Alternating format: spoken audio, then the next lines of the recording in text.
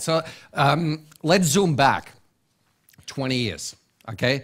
Back then, the internet was just literally emerging, and the internet was all about a computer, an Ethernet cable, another computer, yet another Ethernet cable. And I'm sure those ones a little bit older in this room remember how we were like actually nailing cables in the rooms to connect our computers. This is how this whole thing started. As of today, if we talk to our kids or our peers essentially on what the internet means today, this is not anymore about, you know, these computers, Ethernet, etc. This is all about the opportunity. You think about the Facebooks, you think about the Twitters, you think about the LinkedIns, etc. That is how we see the internet today. So it's gone through an enormous transformation from being something very device-driven to something which is opportunity-driven. Now, in the Internet of Things, would love to come to exactly the same stage. Would love to go through this transformation from a device-driven design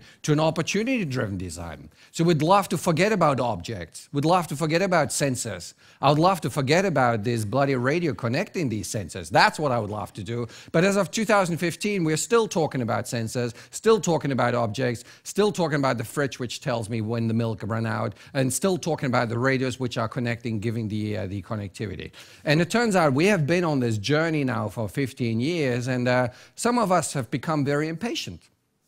We're wondering, hey, what have we been doing? Some of the smartest people on the planet for the last 15 years, trying to come up with this connectivity so finally we can actually focus on the opportunity, but very little has really advanced. And I want to shed a little bit of light into what's gone wrong on this journey, and then we're going to see how we are going to apply it, hopefully, by 2020, 2025, to the cities which we've been discussing above on the panel, so we can finally focus actually on the opportunities and eventually on our citizens, right? So that journey on the connectivity started maybe around 2000. Those skilled in the arts know that the whole notion of, you know, the SCADA, wireless sensor networking, etc., machine-to-machine started well before that. So I want to cut it here. I think the real milestone was when the IEEE was chartered to come up with a radio which is really low power, so we can make sure that if we put a battery into a sensor